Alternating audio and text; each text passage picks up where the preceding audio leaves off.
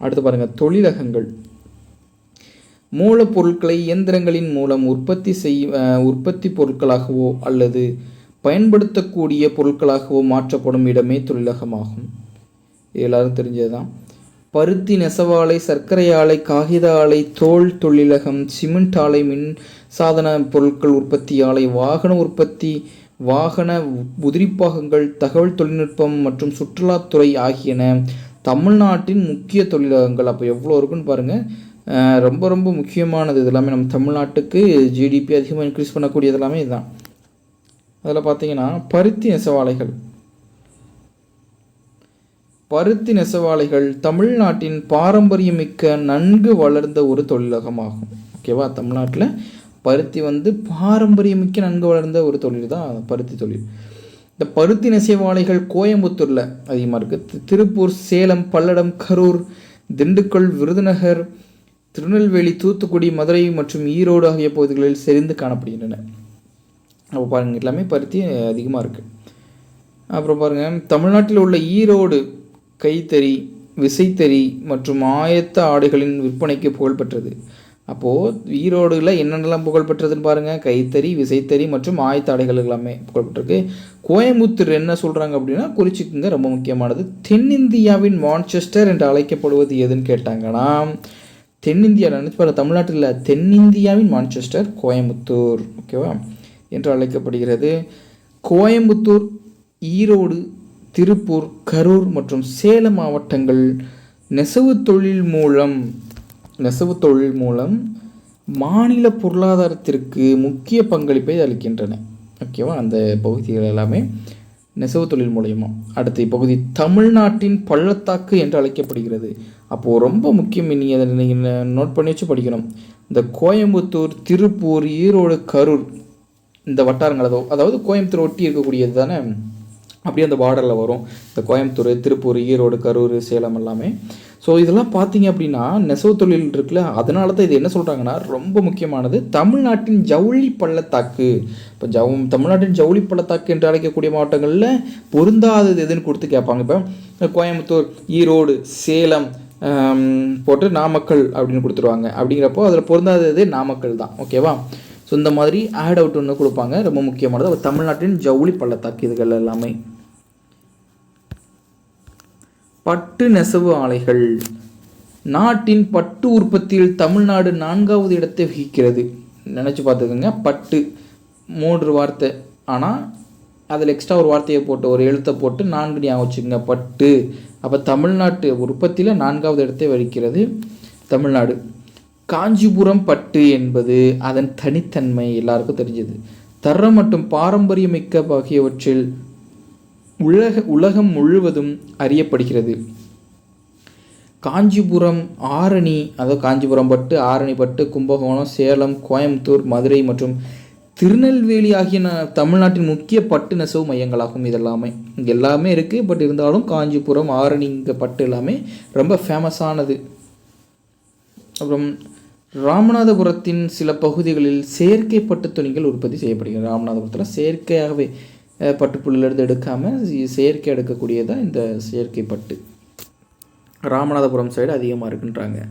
தோல் பதனிடும் தொழிலகங்கள். இந்தியாவில் தோல் பதனிடும் தொழிலகங்களில் தமிழ்நாடு 60% உற்பத்தியும், நல்லா ஞாபகம், தோல் பதனிடத்தில் தமிழ்நாடு 60% உற்பத்தி வைக்குது. காலணிகள், தோலாடைகள் மற்றும் தோல் உபப்பொருட்கள் உற்பத்தியில் 38% பங்களிப்பு வழங்குது. வேலூர் மற்றும் அதனை சுற்றியுள்ள ராணிப்பேட்டை, ஆம்பூர் மற்றும் வாணியம்பாடி நகரங்களில் நூற்றுக்கணக்கான தோல் பதனிடும் தொழிலகங்கள் அமைந்துள்ளன. இந்த சைடு எல்லாமே அதிகமாக இருக்குது. அதாவது முக்கியமாகவே இந்த வாணியம்பாடி, ராணிப்பேட்டெல்லாம் ரொம்ப முக்கியமானது தோல் பதனிடும் தொழிற்சாலை. வேலூர் இதெல்லாமே நாட்டின் தோல் பொருட்கள் ஏற்றுமதியில் வேலூர், இப்போ சொன்னேன் பார்த்தீங்களா, வந்துருச்சா? இப்போ நாட்டின் தோல் பொருட்கள் ஏற்றுமதியில் முதன்மையாக விளங்கக்கூடிய மாவட்டம் எதுனா அது வேலூர் தான். சரியா? அறிவியல் மற்றும் தொழில் ஆராய்ச்சி நிறுவனத்தின் CSIR அப்படின்னு சொல்லுவாங்க. CSIR அதான் அறிவியல் மற்றும் தொழில் ஆராய்ச்சி நிறுவனம் கீழ் மத்திய தோல் ஆராய்ச்சி நிறுவனம் மற்றும் ஆய்வகம் CLRI சென்னையில் அமைந்துள்ளது. ஓகேவா? கரூர் மாவட்டம் காகிதபுரத்தில் தமிழக அரசு நிறுவனமான தமிழ்நாடு செய்தித்தாள் டிஎன்பிஎல்னு சொல்லுவாங்க. சரியா, தமிழ்நாடு ப்ரீமியர் லீக் கிடையாது, இது தமிழ்நாடு பேப்பர் லிமிடெட்.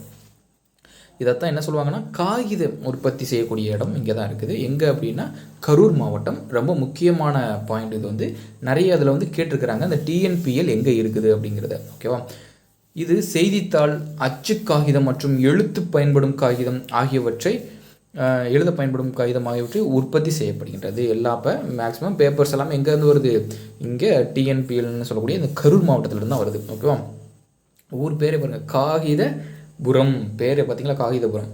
சரி, அடுத்து பாருங்கள், தமிழ்நாடு செய்தித்தாள் மற்றும் காகித நிறுவனம் உலகளவில் திறன் படைத்த ஆலைகளில் ஒன்றாகும். நம்ம தமிழ்நாட்டு இது வந்து அவ்வளோ மிகப்பெரிய ஒரு திறன் படைத்த உலக அளவில். இவ்வாலை கரும்பு சக்கை மற்றும் மரக்கூழிலிருந்து பல வகையான காகிதங்களை சிறந்த தரத்துடன் உற்பத்தி செய்கிறது. கரும்பு சக்கைங்கிறது இது பண்ணுறாங்க பார்த்தீங்களா, அந்த கரும்பு சக்கையெல்லாம் எங்கே போகுது அப்படின்னா அங்கே தான் போகுது, நம்ம ஆலைகளில் இருக்கக்கூடிய கரும்பு சக்கையிலேருந்து எல்லாமே. ஸோ அப்போ அந்த கரும்பு சக்கையிலேருந்து பண்ணுறதுனால இது மிகப்பெரிய திறன் படைத்த, உலக அளவில் திறன் படைத்த ஒன்று அப்படின்னு சொல்கிறாங்க நம்ம தமிழ்நாட்டு. இது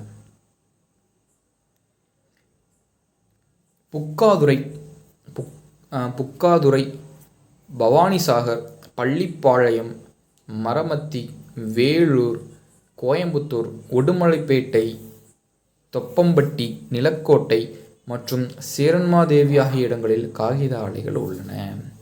ஸோ எல்லாமே நம்ம படிக்க வேண்டாம், மெயினானதை மட்டும் பார்த்துக்குங்க. சிமெண்ட் தொழிலகம், நான் எது முக்கியம்னு சொல்கிறேனோ அதை மட்டும் நல்லா தெளிவாக பார்த்துக்கோங்க. சிமெண்ட் தொழிலகம் பொருளாதார மற்றும் மந்த நிலையிலும் உற்பத்தி மற்றும் நுகர்வில் தொடர்ந்து வளர்ச்சி அடைந்து வந்துள்ளது. என்னதான் பொருளாதார மந்த நிலை ஏற்பட்டாலும் இந்த சிமெண்ட் உற்பத்தி மட்டும் என்ன பண்ணுறதா, எந்த ஒரு மந்த நிலையும் இல்லாமல் நல்ல ஒரு வளர்ச்சி பாதையில் போயிட்டுருக்குது. அதான் சொல்கிறாங்க, இந்தியா மிகப்பெரிய சிமெண்ட் உற்பத்தி செய்யும் நாடுகளில் ஒன்றாகவும் 181 மில்லியன் டன், நினச்சி பாருங்கள், 181, அதாவது 1000 கிலோ அப்படிங்கிறது வந்து ஒரு டன். அப்போ 181 மில்லியன் டன்கள் வருடாந்திர உற்பத்தியுடன் உலகில் 2வது இடத்தை, ரொம்ப முக்கியமானது, ரொம்ப முக்கியமானது சிமெண்ட் உற்பத்தியில் 181 மில்லியன். நான் திரும்ப சொல்கிறேன், நோட் படிக்கிங்க. வருடாந்திர உற்பத்தியில் உலகத்தில் 2வது ஒரு இடத்தை வந்து வகிக்கிறது தான் நம்ம நாடு. தமிழ்நாட்டின் முக்கிய சிமெண்ட் உற்பத்தியாளர்களில் தமிழ்நாடு சிமெண்ட் கழகமும், சரியா, தமிழ்நாடு சிமெண்ட் கழகமும் ஒன்றாக உள்ளது. ரொம்ப முக்கியமானது. அப்போ நம்ம தமிழ்நாட்டில் இருக்குது. எக்ஸாம்பிள் சொல்லப்போனால் ராம்கோ, இதெல்லாமே நம்ம தமிழ்நாட்டில் இருக்குது தான். அரியலூர் மற்றும் ஆலங்குளம் ஆகிய இடங்களில் சிமெண்ட் உற்பத்தி ஆலைகள் இயங்குகின்றன. அரியலூர் ஆலங்குளம் ரெண்டுமே ஞாபகம் வச்சுக்கோங்க. ஆலங்குளத்தில் உள்ள கல்நார் சிமெண்ட் அட்டை அலகும், விருதாச்சலத்தில் உள்ள கற்களன் குழாய் அலகு ஆகியன மாநிலத்தின் மற்ற அலகுகளாகும். சங்கர் சிமெண்ட் ரொம்ப முக்கியமானது.